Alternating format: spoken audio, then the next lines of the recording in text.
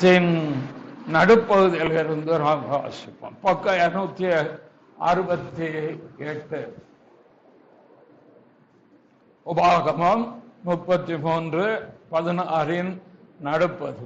முச்சடியில் எழுந்தருளினவரின் தயை யோசேப்புடைய சிரசின் மேலும் தன் சகோதரரில் விசேஷித்தனுடைய உச்சந்தலையின் மேலும் வருவதா.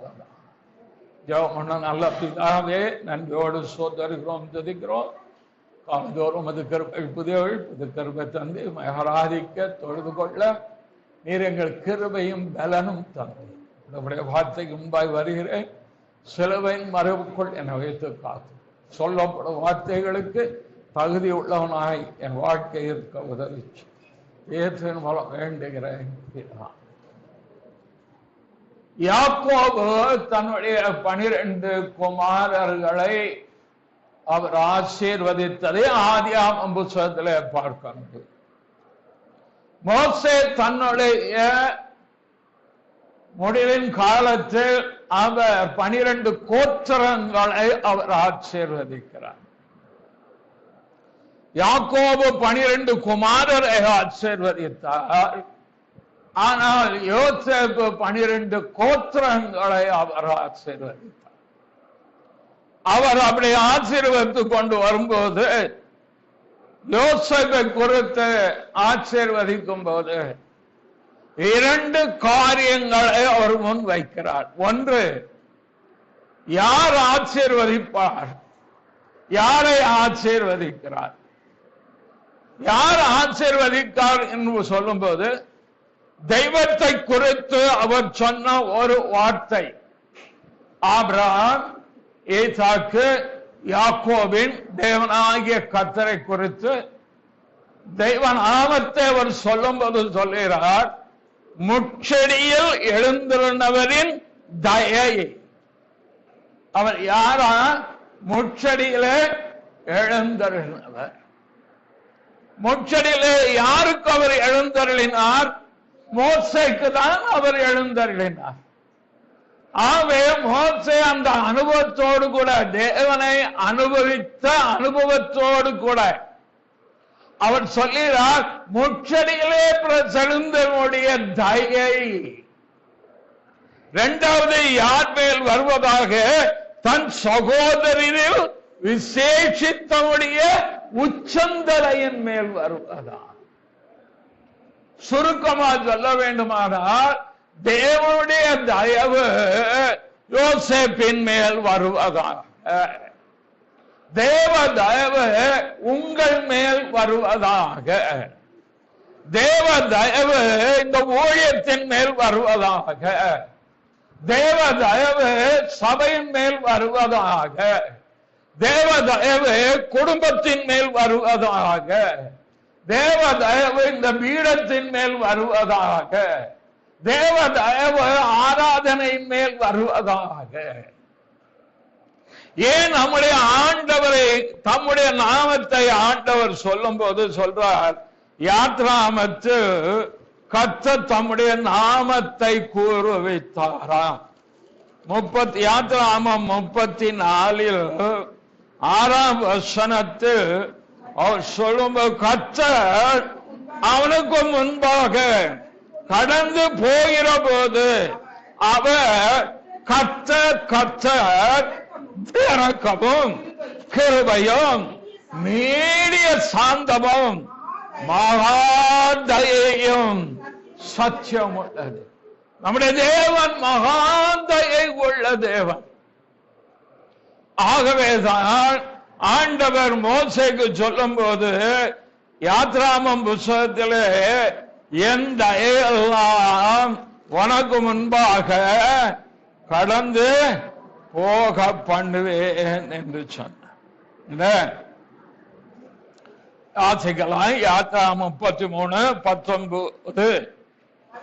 அதற்கு அவர், என்னுடைய தயையை எல்லாம் நான் உனக்கு முன்பாக கடந்து போக பண்ணி கர்த்தருடைய நாமத்தை உனக்கு முன்பாக கூறுவேன். போதும். கர்த்தருடைய நாமத்தை நான் சொல்லும் முன்பாக வாச்சம் அல்லவா மகா தயவும் சத்தியம் உள்ள தேவன் என்று. ஆகவே என் தயை வணக்கம் கடந்து போக பண்ணுவேன். என் தயவு உனக்கு முன்பாக போயிட்டு. அதனால்தான் மோசே ஆசீர்வதிக்கும்படி சொல்லுகிறார், முச்சடியில் எழுந்தவரின் தயை. தேவ தயவு எதை ஒரு மனுஷனுக்கு கொண்டு வருகிறது, அது முதல் பகுதி பார்த்துவிட்டு விசேஷித்தவனுக்கு என்ன கிடைக்கும் என்பதையோ, நாம் எப்படி விசேஷித்தவர்கள் நமக்கு என்ன கர்த்தர் வைத்திருக்கிறார் என்பதையோ, கடந்த ஞாயிற்றுக்கிழமை மாலை நான் உங்களுக்கு என்ன அறிவித்தேன், சபை எத்தனை மணிக்கு முடியும் என்று அறிவித்தேன், 11 மணிக்கு தான் முடியும் என்று அறிவித்த பிரகாரம் 11 மணிக்கு என் ஆத்மாவே என்று இனிய உங்கள் காதில் விடும். என்ன, அதனால அதுக்கு ஏற்றார் போல மேல் ஆயத்தமாகி வாருங்க. சரி, தேவனுடைய தயவு என்ன செய்யும்? ஒரு மனுஷனுக்கு, ஒரு குடும்பத்திற்கு வந்தால் அந்த தேவ தயவு முதலில் எப்படி எனக்கு கிடைத்தது என்று நீங்கள் சொல்வீரானால், ரோமர் 2ஆம் அதிகாரம் 4ஆம் வசனம் பக்கம் 208.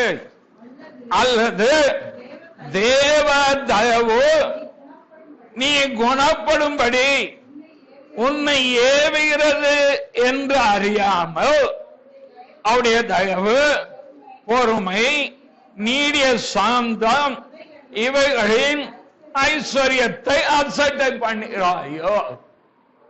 எனக்குள் தேவ தயவு வருகிறது என்பதை நான் எப்படி அறிந்து கொள்ள முடியும்? அது ஒரு ஊழியக்காரராக இருந்தால் சரி, ஊழியர் இல்லாமல் விசுவாச வாழ்க்கை வாழ்கிற தேவ பிள்ளையாக இருந்தாலும் சரி, அவருடைய வாழ்க்கையில் ஒரு தேவ தயவு வந்து சந்திக்கிறது என்பதை நாம் எப்படி அறிந்து கொள்ளலாம் என்றால், அது நம்மை ஏவுமா? எப்படி ஏவுகிறது? நம்மை நடத்துகிறது, நம்மை உணர்த்துகிறது. எதற்கு நேராக அது நம்மை நடத்துகிறது அல்லது எதற்கு அது நம்மை உணர்த்துகிறது என்றால், குணப்படும்படி நம்மை என்ன செய்கிறது? நடத்துது. உதாரணத்துக்கு பேதுரு எடுத்துக்கோங்க. பேதுரு ஆண்டவர் இயேசுவை 2 முறை தேவ கூறதுக்கு முன்ன நீ 3 தரம் மறுதலிப்பாய் அப்படித்தானே ஆண்டவர் சொன்னார். சுவிசேஷத்துல மாறி மாறி வரும், தேடி பார்த்துப்போம். அப்போ அவன் மறுதலித்தான். அந்த தேவ தயவு அவனை எதுக்குள்ள கொண்டு வந்து செய்தது? எங்கே நடத்தியது? அவன் மனம் கசந்து என்னதைதான் குணப்படும்படி. அதான் ஆண்டவர் சொன்னாரு, நீ குணப்பட்ட பின்பு உன் சகோதரரை பலப்படுத்து சொல்லியிருக்காரோ. நீ குணப்பட்ட பின்பு அவர் சொல்றாரு, ஏன் நீ மறுதலித்திருவ அப்படின்னு சொல்றாரு. அவர் சொன்ன பிறகும் என்ன சொல்லணும்? தேவனுடைய வார்த்தைக்கு மிஞ்சி நம்ம போயிடக்கூடாது. சரி ஆண்டவரே, எனக்கு உங்களுடைய கண்கள் கிருபை கிடைக்கட்டும், எனக்கு உதவ, நான் உன்னை நேசிக்கிறேன், அதனாலதான் நான் அப்படி சொல்லிட்டேன், வைராக்கியத்துல எனக்கு உதவி செய்யணும். அதெல்லாம் கிடையாது. நான் எக்காரணத்தை கொண்டு மறுதலிக்க மாட்டேன். மற்றவங்க கூட சேர்ந்துட்டாங்க. தேவனுடைய வார்த்தைக்கு மிஞ்சின வாழ்க்கை கிடையாது. தேவனுடைய வார்த்தைக்கு உட்பட்ட வாழ்க்கை தான் நம்மளை பாதுகாக்கும். சத்துரு தொட மாட்டான். சத்தியம் நமக்கு பரிசயம் கேடகம், அது ஒரு பாதுகாப்பு. அப்போ ஆண்டவர் சொல்றான், நீ குணப்பட்ட பின்பு உன் சோதனை பலப்படுத்து, ஸ்திரப்படுத்து. அப்ப அந்த தேவ தயவு அவன் மறுபடியுமாக கர்த்தருக்குள் கட்டப்பட்டு அவனை ஆண்டவர் மறுபடியும் உயர்த்தினார் என்று பார். இது முதல்ல. இரண்டாவது, தேவ தயவு எதை கொண்டு வரும் என்றால், நெகேமியாவின் புத்தகம் 2ஆம் அதிகாரம் அதுல 8ஆம் வசனத்தின் பின்பாகம், என் தேவனுடைய தயவுள்ள கரம் என் மேல் இருந்தபடியால் ராஜா அவைகளை எனக்கு கட்டளையிட்டார். தேவ தயவு மனுஷ தயவை கொண்டு வரும். மனித தயவு தேவ ஆசீர்வாதங்களில் ஒன்று, மறந்து போகாதிருங்கள். ஒருவனுடைய வழிகள் கர்த்தருக்கு பிரியமாய் இருந்தால் அவன் சத்துருக்களும் அவனோடு சமாதானமாகும்படி செய்வார். உபாகம 28, 13, 14 வசனம் வரைக்கும் நம்ம வாசித்திருப்போம். ஆனா அதற்கு பிறகு உள்ளதை கொஞ்சம் வாசிக்கிறது யாரும் விரும்ப மாட்டான். பார்த்து பார்க்கணும். அதுல ஒண்ணு, மனுஷ தயவை எடுத்து போடுவது அதுல இருக்கும். ஆனால் நாம் நியாய பிரமாணத்துக்கு உட்பட்டவர்கள் அல்ல. நாம் கிறிஸ்துவின் பிரமாணத்துக்கு உட்பட்டவர்களாவே நியாய பிரமாண சாபத்திற்கு தேவன் நம்மளை நீங்களாக்கி மீட்டுட்டார். நியாய பிரமாணம் நம்மை ஆட்கொள்ள முடியாது, அடிமைப்படுத்த முடியாது. அப்போஸ்தலர் நடபடிகள் 2ஆம் அதிகாரத்தில் ஆதி விசுவாச ஜனங்களுக்குள் அவர்கள் மனுஷ தயவை பெற்றிருந்தார்கள் என்று சொல்லப்பட்டது. 2:47, தேவனை துதித்து ஜனங்கள் எல்லாரிடத்திலும், ஆமா, எஸ்தர் ராஜாத்திக்கு அவர் மாடத்தில் இருக்கும் பொழுது, அரச மாடத்தில் காண்கிற யாவருடைய கண்களிலும் தயவு கிடைக்க வைத்தார். யோசேப்பு சிறைச்சாலையில் இருக்கும் பொழுது சிறைச்சாலை தலைவனுடைய கண்களில் தயவு கிடைக்க வைத்தார். ஆகவே தேவ தயவு என்றைக்கும் நமக்கு மனுஷ தயவை கொண்டு வந்து கொண்டு, அதிகாரியுடைய கண்களில், உறவினுடைய கண்களில், நண்பருடைய கண்களில், நம்ம வீட்டம்மா கண்களையும் தயவு கிடைக்கும். ஆமா, எல்லாம் ரகசியம். தனியா வாங்க சொல்லித்தார், பப்ளிக்கா சொல்றாங்க. தேவ தயவு வேதத்துல இருக்கு. நான் சும்மா சொல்ல, வேதத்துல இருக்க சொல்ல.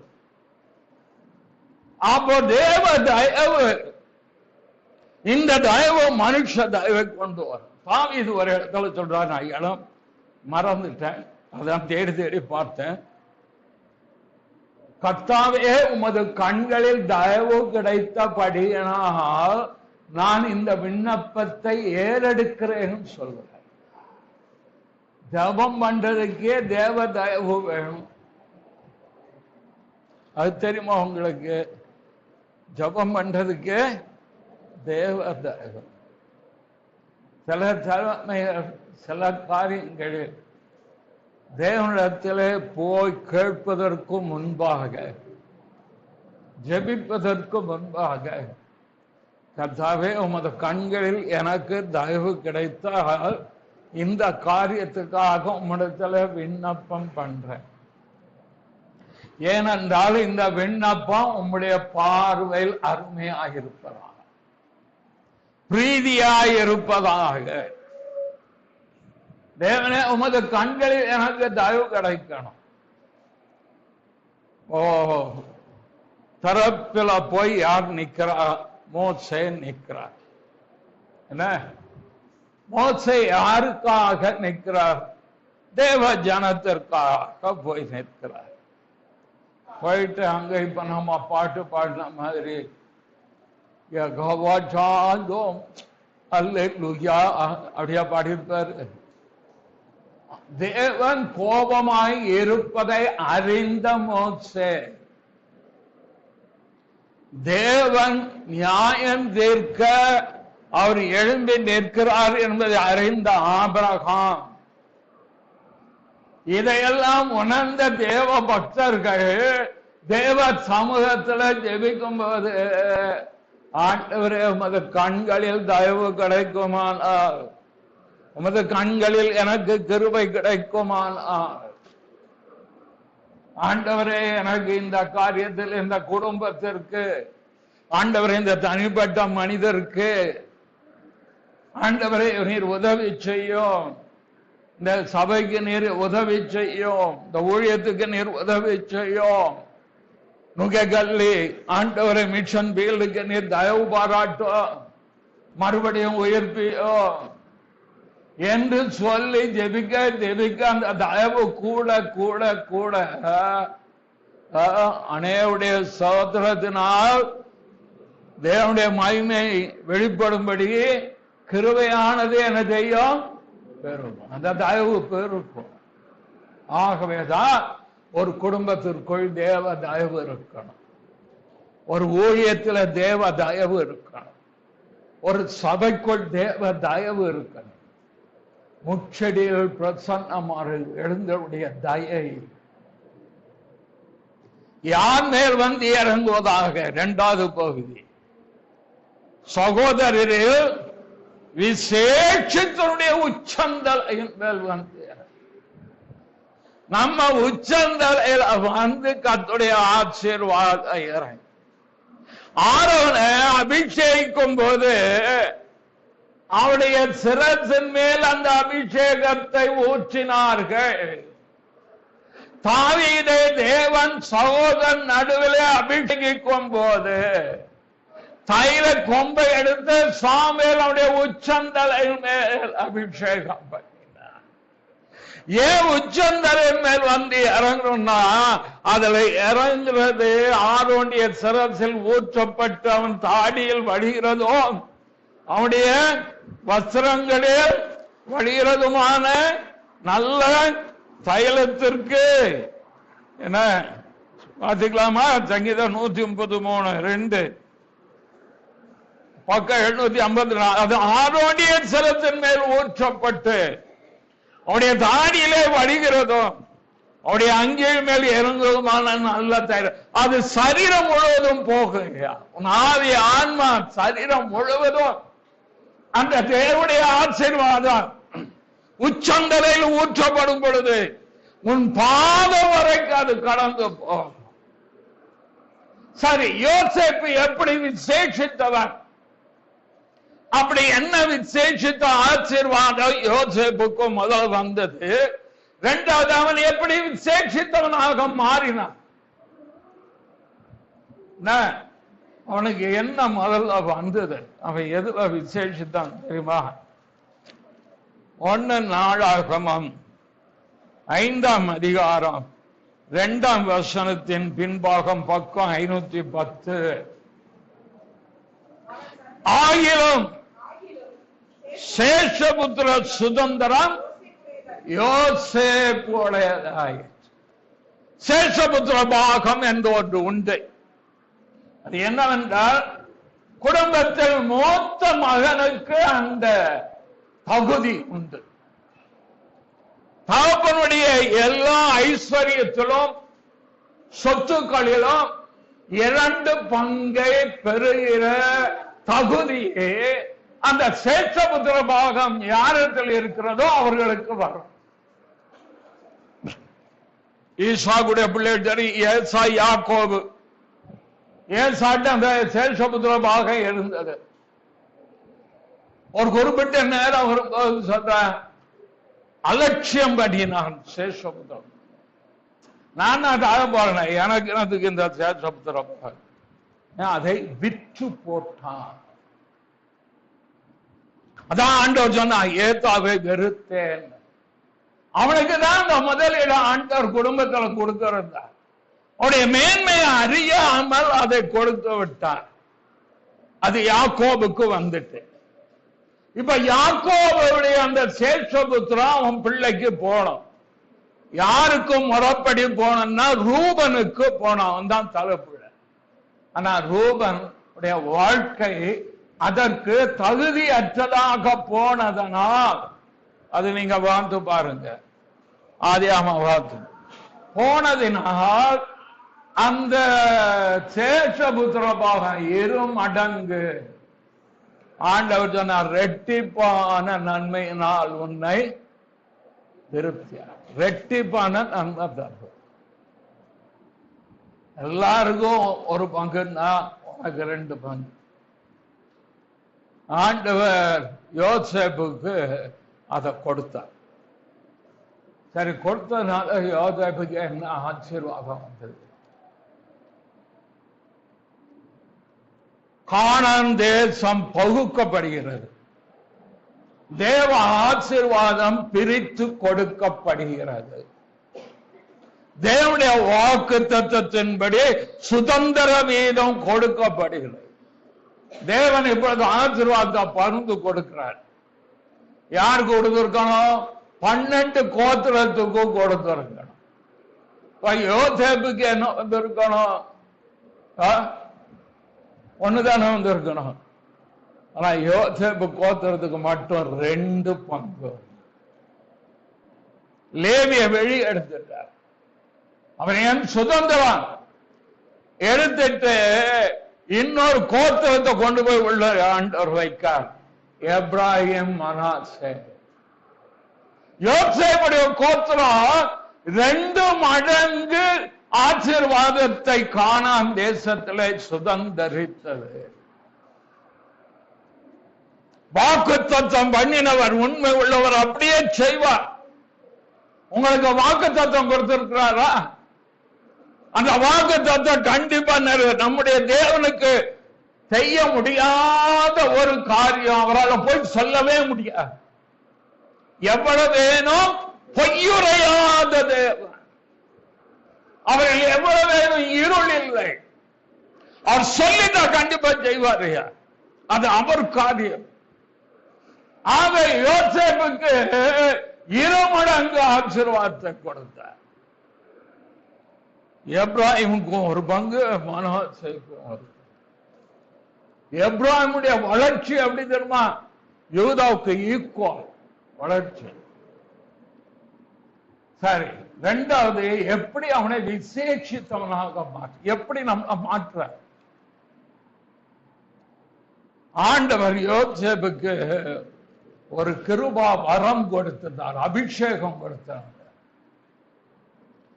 அபிஷேகம் எந்த சூழ்நிலையிலும் மாறாதபடிக்கு நாம் காத்துக்கொள்ளணும்.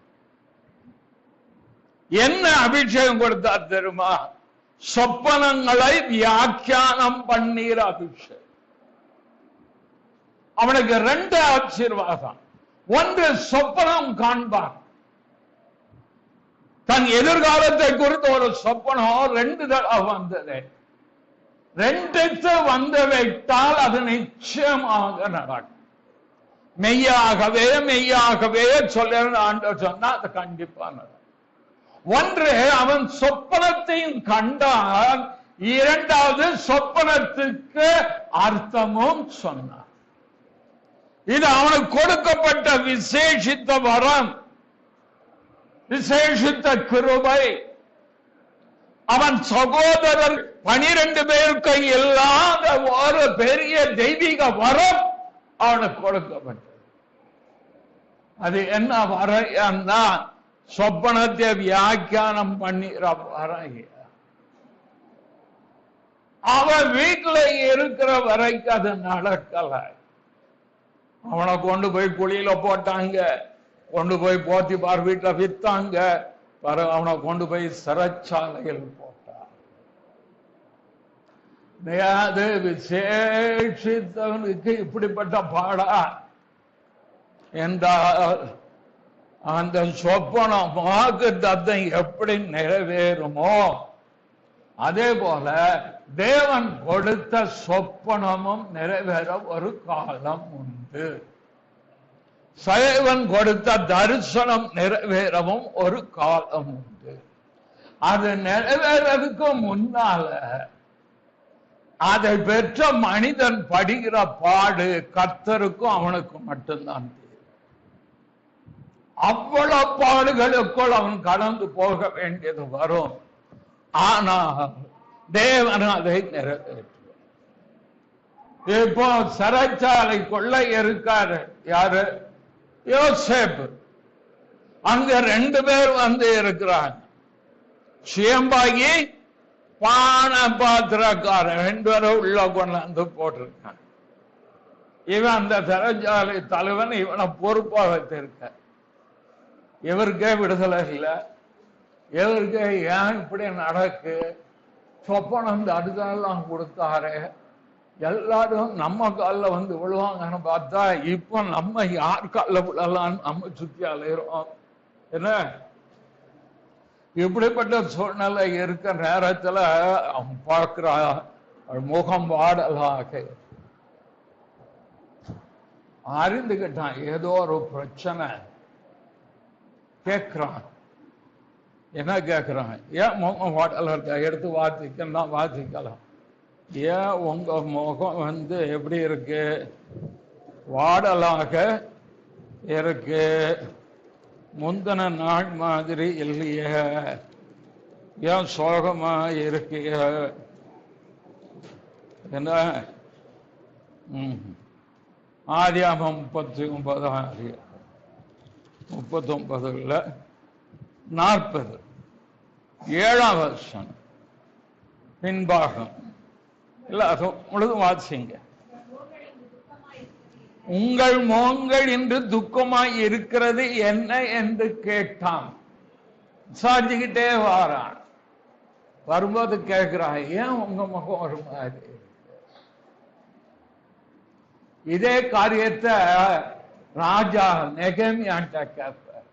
ஏன் உன் முகம் ஒரு மாதிரி இருக்கு? நேற்று மாதிரி பிறகு அவன் உள்ளத சொல்றான்.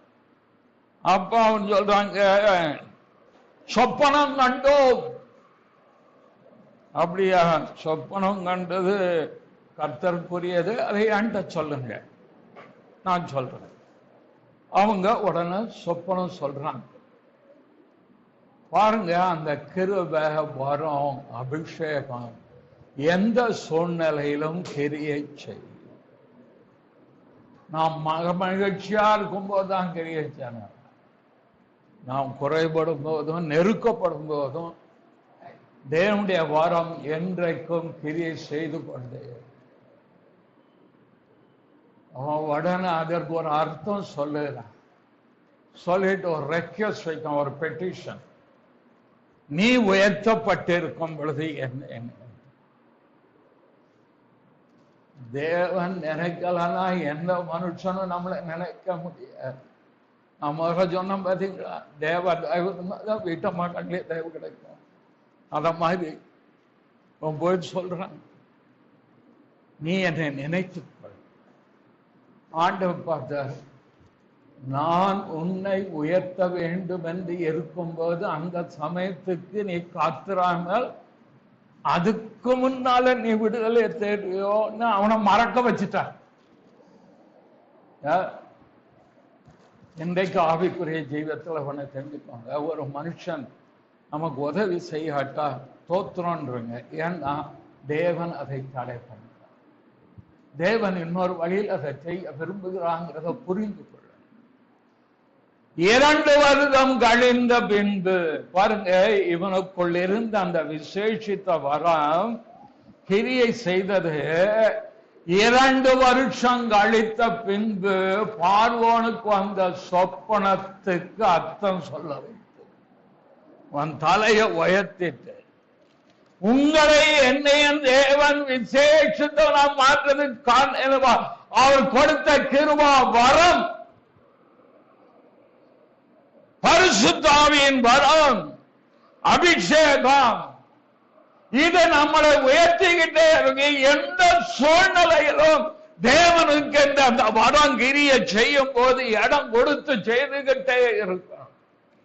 நமக்கே விடுதலை இல்லாம இருக்கும். நாம விடுதலையை சொல்லிட்டு இருக்கோம். இதான் ஊழியத்துல. நமக்கே குணமாகாம இருக்கும். நம்ம ஒருத்தருக்கு ஜெபம் பண்ணுவோம், அவனுக்கு குணமாகும், அவன் நம்ம குணமாக்குவோம். இது ஊழியத்தில் வரக்கூடிய, ஜீவியத்தில் வரக்கூடிய தனக்கே விடுதலை இல்லை, இவன் போய் அடுத்த ஆளுக்கு விடுதலை சொல்ற. அந்த கிருபா வரும் அபிஷேகம் அப்படியே அவனை கொண்டு போய் பார்வனுக்கு அடுத்த இடத்துல சொப்பனம் ஒரு நாள் நிறைவேறாமல் போக, தேவனுடைய வாக்கு தத்தம் ஒரு நாளும் நிறைவேறாமல் போக, வாக்கு தத்தம் பண்ணினவர் உண்மை உள்ளவர், அவர் அப்படியே செய்வார், மனம் மாறவே மாட்டார்.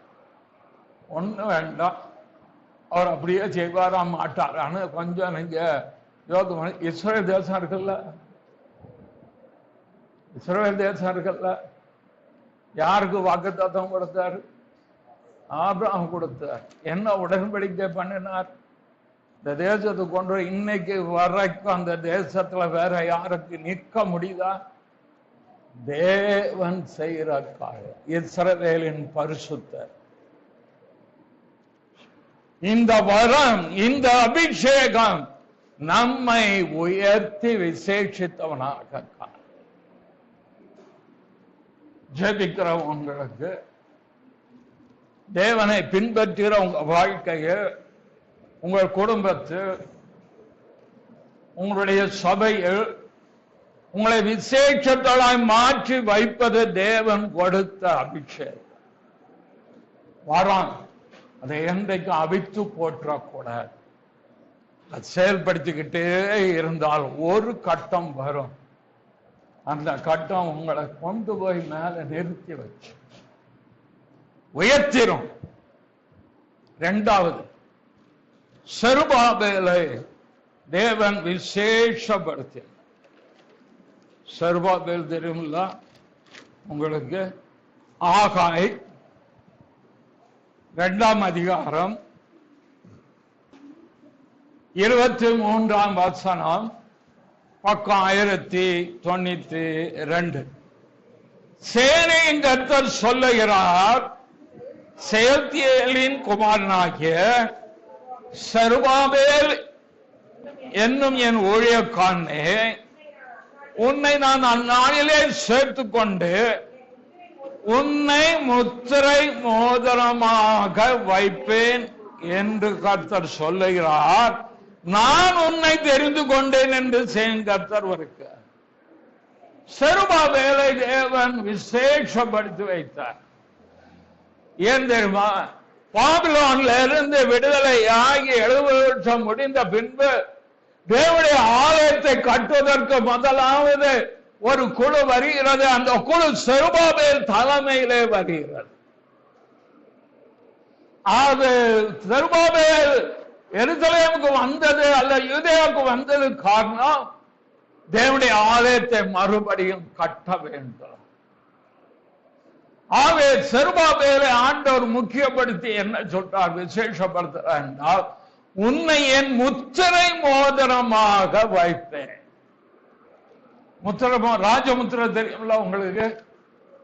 முத்திரை அப்படி போட்டா அதை யாரும் செய்ய முடியும். எத்தனை ராஜாத்தி புஸ்தகத்தை பார்த்தா அது உங்களுக்கு அத்தாரிட்டி, அதிகாரம் உள்ளவனாக நான் உன்னை வைப்பேன். அதான் ஆண்டவர் நம்மளை எப்படி விசேஷப்படுத்துவார்னா, அதிகாரம் உடையவர்களாக சத்துருவின் சகல வல்லமைகளை மேற்கொள்ள உங்களுக்கு அதிகாரம் கொடுக்கிறேன், அவைகளில் ஒன்று உங்களை சேதப்படுத்த மாட்டார். இந்த ராஜ முத்திரையாக தேவன் நம்மை வைத்திருக்கிறார். உங்களை வைத்திருக்கார், என்னை வைத்திருக்கார். ஏன் வைத்திருக்கார்? நம்மளை ராஜாக்களும் ஆச்சாரியமாக மாற்றிருக்கிறார். நாங்க ஆச்சாரியர்கள் அல்ல, நாங்க வேலைக்காரர். நீங்கள் ஆச்சாரியர்கள், நீங்கள் ராஜாக்கள். புது உடன்படிக்கையின்படி நீங்கள் ராஜாக்கள். ராஜாக்களுக்கு இருந்தது ராஜ முத்திரை. உங்களை அதிகாரப்படுத்தி வைத்திருக்கிறார். என்ன அதிகாரம்? இயேசுவின் நாமத்தில் இருக்கும் அதிகாரம். ஆண்டவரும் வானத்திலும் பூமியிலும் சகல அதிகாரம் எனக்கு கொடுக்கப்பட்டிருக்கிறது. அப்ப இயேசுவின் நாமத்தில், அதிலும் நசரேயனாகிய இயேசு நாமத்திலும் சொல்லி பாருங்க. அப்படியே நடிங்க உட்காரோம். அனுபவ ரீதியா சொல்றேன், வழக்கு சொல்ல நேரம் அனுபவ ரீதியா சொல். நசனாகிய இயேசுவின் எழுமன பிசாசு அப்படியே அந்த வில்லு சூனி அப்படியே அமைங்கி அமர்ந்து வெட்டி பாம்பா அடைந்து, அப்படிப்பட்ட அதிகாரம் உடையவர்களாக தேவன் உங்களை வைத்திருக்கிறார். ஐயா ஒரு கட்ட ஜோப்பன வந்துட்டியா, ராத்திரி பாப்பா வருதியா, கல்தையா வருதியா, பண்ணியா வருதியா, ஏன் பண்றீங்க? எந்திங்க, நசனாய் இயேசுவின் நாமத்தினால கட்டவிக்கிறோம். உடஞ்சிரும், நிக்க மாட்டான். எந்த சத்தியம் உங்களை தொட முடியும்? எந்த அந்த ஹாரமும் உங்களை தொட முடியாது. ஏன்னா நீங்க இயேசுவின் இரத்தத்தால் மீட்கப்பட்டவர்கள். மறந்து போகிறேன், விலைக்கரையமாய் பெறப்பட்டவர்கள். உங்களுக்குள் ஒரு ராஜரீக கம்பீரம், ஒரு அதிகாரம் உங்களுக்குள் இருக்கு. நம்ம உபயோகப்படுத்த மாட்டோம், அவ்வளவுதான். தெரிந்து உபயோகப்படுத்தலையா, தெரியாம உபயோகப்படுத்தலாங்கிறது எனக்கு தெரியாது. ஆண்டவர் அந்த அதிகாரத்தை உங்க நாவில தந்திருக்க, இருதயத்தில் இயேசுவின் நாமம். நான் உன்னை முத்திரை மோதிரமாக தெரிந்து கொண்டேன், முத்திரை மோதிரமாக வைப்பேன், நான் உன்னை தெரிந்து கொண்டேன். அடுத்த என்ன சொன்னேன் தெரியுமா? நான் சொன்னாதான் நடக்கும். அந்த அதிகாரம் உங்களுக்கு தந்த, புரியுதா? ஏன் நான் சொன்னாதான். யார் சொல்றா? எலியா சொல்றாள், என் வார்த்தையின்படி அல்லாமல். அந்த அதிகாரம் உங்களுக்கு வந்துடும். நாம் அதை உணரவில்லை. உங்க குடும்பத்துல நீங்க தான் அதிகாரி. நீங்க அவங்கள ஒரு அதிகாரம் படைத்தவரா வச்சிருக்க. அதுக்காக போனோன்னா பிள்ளைகளை மனைவியே சொன்ன, சாப்பாட்டுல உப்பு நிறைய கொடுத்துரும் சார், பரவாயில்ல. எப்படி? என்ன அதிகாரம்? சத்துரு தொடாதபடிக்கு நீங்கள் அதிகாரம் உடையவர்களாக. ஒரு குடும்பம் முழுவதும் ரட்சிக்கப்பட்டது ரொம்ப நல்லது. தேவன் விசேஷித்த செருபாபேல், அதனால்தான் செருபாபேலுக்கு முன்பாக பெரிய பர்வதமே நீ எம்மாத்திரம், செருபாபேலுக்கு முன்பாக சமபூமியாக. எத்தனை பெரிய பிரச்சனையா இருந்தாருங்க. அது சரித்திரம் வாசிக்கணும். பெர்ஷியன் சரித்திரமும் யூத சரித்திரம் படித்தா அந்த பெரிய பர்வதம் என்னங்கிறது உங்களுக்கு புரியும். அது இஸ்ராவிலையும் வருது, மறைமுகமா வருது. அதை தேவன் அகற்றினார். ஏன்னா செருபாபேலுக்கு முன்னால் நிற்க முடியாது. அவன் அதிகாரம் படைத்தான். அவன் ஒரு முத்திரை மோதுறான், ராஜரீக முத்திரை மோதுறான், பலவத்தின் முத்திரை மோதுறான். எப்படி பிதாத்தை எதிர்த்து நிற்கப்படும்? இஸ்ரவேலுக்கு விரோதமான குறி சொல்லுதலும் இல்லை, யாக்கோபுக்கு விரோதமான மந்திரவாதமும் இல்லை.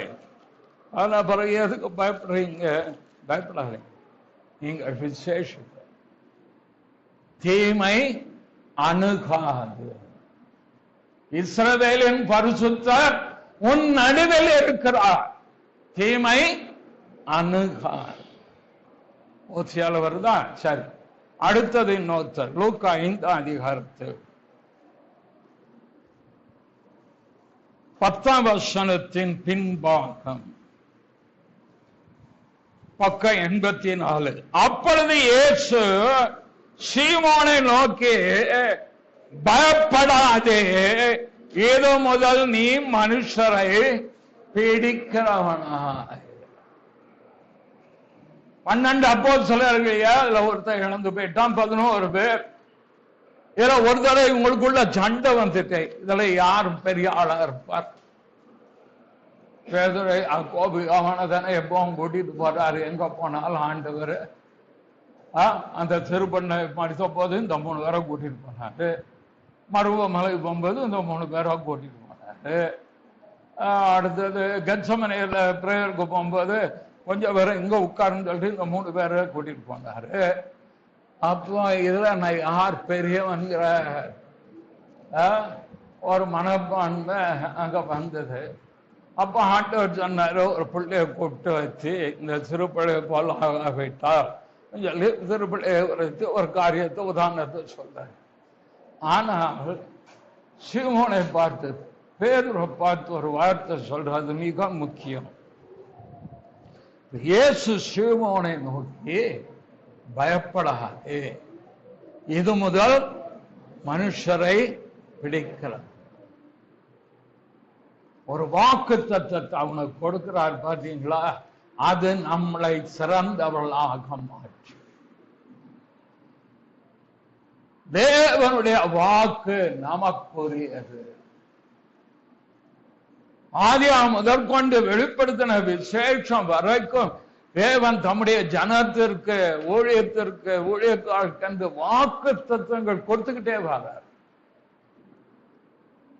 ஆபிரகாமையே பார்த்து சொன்னாரு, ஆதியாகமம் பயப்படாதே, நான் உனக்கு கேடகமும் மகா. ஏன் சொன்னாரு? ஆபிரகாமுக்கு பயம் வந்துட்டு. என்ன பயம்? அதுக்கு முந்தின அதிகாரம் பார்த்து பார்த்தாரு. அதுதான் மனுஷனை குறித்து ஒரு பயம் அவனுக்கு வந்து ஆண்டவர் தரிசனமாகி ஆபிரகாமை பார்த்து பயப்படாது. இன்னைக்கு ஆண்டவர் பயப்படாதே, நான் உன்னை மீட்டு பயப்படாதே, என் நீதி என் வலதுகரத்தினால்தான், பயப்படாதே, சிறுமந்தே, ராஜ்யத்தை கொடுக்க பிதாவானவர் பிரியமாக இருக்கிறார். அவளுக்கே பயம் வந்தது. யார்? அப்போது நடவடிக்கையில கப்பல் பிரயாணத்துல போகும்போது எங்க நம்ம கரை சேருவோமா மாட்டோமாங்கிற நிலைமை வரும்போது அப்போஸ்தலனுக்கே பயம் வந்தது. அப்போ தேவதூதன் தோண்டி, பயப்படாதே, நான் உன் நிமித்தம் இங்கே உள்ளவர்களுக்கு என்ன செய்த தயவு செய்து. அப்போஸ்தலர் 27:24 பவுலே பயப்படாதே, நீர் ஆயனுக்கு முன்பாக நிற்க வேண்டும், இதோ உன்னுடனே கூட யாத்திரை பண்ணுகிற யாவரையும் தேவன் உனக்கு தயவு பண்ணினார். பாருங்க, ஒரு தேவ மனுஷனுக்கு தேவ தயவு வரும்போது அது அவனோடு இருப்பது அல்ல, அவன் கூட இருக்கிற எல்லாருக்கும் தேவன் அந்த தயவை கொடுக்க. நீங்க எவ்வளவு விசேஷித்த ஆள் தெரியுமா? மறந்துடும் அடிக்கடி. தேவன் உங்களுக்கு எவ்வளவு தயவு பாராட்டுகிறார். அந்த தயவு இன்னும் உன்னிமித்தம் மற்றவர்களுக்கு. ராகாப் கேட்கிறார், நான் உங்களுக்கு தயவு பண்ணது போல நீங்க எங்களுக்கு தயவு பண்ணணும். செய்யறோம். நான் உனக்கு தயவு பண்ணும்போது உன் வீட்டார், உன் உறவின் முறை, வேறு எல்லாரையும் கூட்டிக்கோ. அது ஒரு அடையாளத்தை மட்டும் தொங்க விட்டு நான் சொல்ல மாட்டேன். ராகாபுக்கு கிடைத்த தயவு அவளுடைய வீட்டுக்குள்ள யாரு, குடும்பத்துக்குள்ள யார் யாரு அவள் சொல் கேட்டு வந்தாங்களோ அவங்க எல்லாருக்கும் தேவன் தயவு. ராகாபின் நிமித்தம் அவர்களுக்கு தயவு பண்ணினார். பவுலின் நிமித்தம் அந்த கப்பலில் உள்ளவர்களுக்கு தயவு பண்ணார். உங்கள் நிமித்தம் உங்கள் குடும்பத்தாருக்கு கத்தது உண்மையான காரியம். ஏன்னா நீங்கள் வாக்கு தத்தம் பெற்ற சந்ததியார். தேவன் உங்களுக்கு வாக்கு தத்தம் கொடுத்திருக்கார். நித்திய ஜீவனை அழிப்பேன்னு வாக்கு தத்தம் கொடுத்துதான் கர்த்தர் வைத்திருக்கு. அதனால நாம் விசேஷத்தோட மாறுவது தெரியுமா? உலகம் கலங்குவோம், தவிக்கும், ஆனா நம்ம தைரியமா இருப்போம். ஏன்னு சொன்னா எனக்குள் இருக்கிறவர் கர்த்தர் பெரியவர், பெரிய காரியங்களை செய்வார். அந்த நம்பிக்கை விசுவாசம். நான் வாக்குத்தத்தம் பெற்றோன்னு என்ன சொல்றேன், அந்த விசுவாசம் உங்களுக்குள்ள இருக்கிற விசுவாசம் அது உங்களுக்கு கலக்கத்தை கொண்டு வர, அது உங்க இருதயத்தில் சமாதானத்தை. எதனால் நாம் விசேஷித்தது? தேவனுடைய வாழ்க்கை பெற்றதனால், விசுவாசத்தை பெற்றவர்களாய் இருப்பதனால. இவனை எப்படி விசேஷித்தாலும் மாற்றினார் தெரியுமா உங்களுக்கு? பேதுரு அப்போஸ்தலர் 3 அதிகாரத்துல அப்போஸ்தலர் 2 அவர் தான் முதல்ல எந்திரிச்சு நின்று பிரசங்கித்தார். 3000 பேர். அப்போஸ்தலர் 3 பேதுரு யோவானும் போறாங்கல்ல, என்னிடத்துல ஒன்றும் இல்லை. என்ன பேதுரு ஒண்ணும் இல்லை, எல்லாம் வித்து உண்மை பாதபடியில வச்சிருக்காங்க, ஒண்ணும் இல்லை. அது எனக்குள்ளதல்ல, அது கர்த்தருக்கு. சொல்லிட்டு எனக்குள்ள இருக்கிறத தாரு இயேசு நாமத்தில் எழுந்தினார். முதல் அற்புதம் ஆண்டவர் இயேசு உயிர்த்தெழுந்த பின்பு நடத்தினது பேதுரு. அவனை விசேஷித்தவனாக மாட்டான். மனுஷன் பிடிக்கொள்ள ஆத்மா சாதாரணமா இல்ல, வெறும் பிரசங்கம் மட்டுமல்ல, அற்புதங்கள் அடையாளங்களை தேவன் மூலமாய் செய்தார். நடந்து போற நிழல்பட்டு சோமானவர்கள் எவ்வளவு பெரிய கிருபை பார்த்தீங்களா? ஆனா விசேஷப்படுத்தினது பைபிள் காலேஜில் போய் கமாலியல் பாதத்தருகே படித்தவரா பேதுரு இல்லை. அது தேவன் கொடுத்த வாக்கு. உன்னை மனுஷை பிடிக்கலாம், உங்களை மேன்மைப்படுத்துவேன், நான் உன்னோடு இருந்து நடப்பிக்கும் காரியம் பயங்கரமாயிருக்கும், உன்னை தொடுகிறவன் கண்மணியை தொடுகிறான், உனக்கு விரோதமாய் எழும்பு எந்த ஆயுதம் வாய்க்காதே போகும், ஒரு வழியாய் வருவார்கள் 7 வழியாய் ஓடி போவார்கள், உன்னை என் உள்ளங்கையில் வரைந்து இருக்கிறேன், அக்கினி மதிலாயிருந்து காக்கு, பொல்லாந்தான் தொடா, பொல்லாப்பு நேராது, வாதே உன் கூடாரத்தை அணுகாது, சொல்லிக்கிட்டே போறான். தேவன் அவ்வளவு தூரம் பறந்து காய்க்கிற பட்சை போல ஏற்ற மேல் ஆகிறவாய். இந்த வாக்குகள் நம்மளை விசேஷத்தோட மாற்றிட்டு ஆண்டவர் சொன்னார் மோசையிட்டார், என் எல்லாம் உனக்கும் கடந்து போ. இன்னைக்கு கர்த்தனை மட்டும் அதான் பேசியிருக்கார், என் எல்லாம் உனக்கும் கடந்து போ. அது வாசல திறக்கும், மனுஷ தயவு உனக்கு கொண்டு வரும், நீ அதை சுதந்திரித்துக்கோ. கடைசியா ஒன்று அப்போஸ்தலர் 13 அதிகாரத்தில் ஆண்டவர் எதை வைத்து விசேஷித்தார்? 13:2 பக்கம் 180. அவள் கர்த்தருக்கு ஆராதனை செய்து உபவாசித்துக் கொண்டிருக்கிற போது பண்ணபோதின் சகலையும் நான் அழைத்த ஊழியத்துக்காக அவளை பிரித்து விடுங்கள் என்று பரிசுத்த ஆவியானவர் பவுலை விசேஷித்தப்படுத்தது தெரியுமா? அவனுடைய அழைப்பு. அதுவரைக்கும் அந்தியோகியா சபையில அவர் சாதாரணமான ஒரு போதகர், ஒரு தீர்க்கதரிசி. பேதர் மாறிய முதல்ல அப்போஸ்தலனாகல, அற்புதங்கள் அவர் செய்யல, சாதாரணமான ஒரு போதிக்கிறார். ஆனால் நான் அழைத்த ஊழியத்துக்கு பிரிச்சு விடுன்னு சொன்னார். பாத்தீங்களா? பரிசுத்த ஆவியானவர் திருளம் பெற்றார்.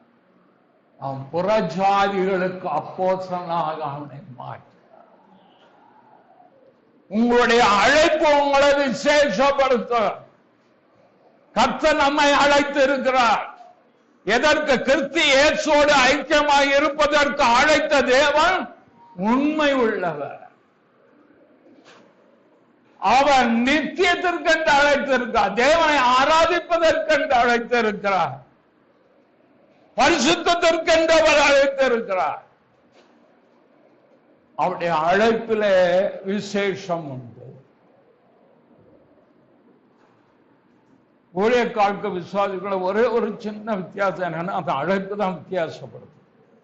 மற்றபடி உங்களுக்கு அதிக கிருபைகள் உண்டு, வரங்கள் உண்டு, அபிஷேகம் உண்டு, தேவ சத்தம் கேட்கலாம், ஊழியர்கள் விட அதிகம் ஜெபிக்கவர்களாக இருக்கலாம், வேதம் வாசித்தவர்களாக இருக்கலாம், ஆத்மா ஆதாயம் பண்ணியவர்களாக இருக்கலாம், பக்தி உள்ளவளாக இருக்கலாம், பயந்தவளாக இருக்கலாம், தேவன் கொடுக்கிறவளாக எல்லா நிலைமையிலும் சிறந்திருந்தாலும் ஒன்றே ஒன்று தான் வேறுபடுத்தும். அது அந்த அழைப்பு தான், அது வேறு. ஆனால் பொதுவாக தேவன் அழைத்திருக்கிறார். ஆண்டவர் ஆபிரகாம் அழைக்கும் போது என்ன சொல்லி அழைத்தார்? நீ ஆசீர்வாதமாய் இருப்பாய்ன்னு அழைச்சாரா?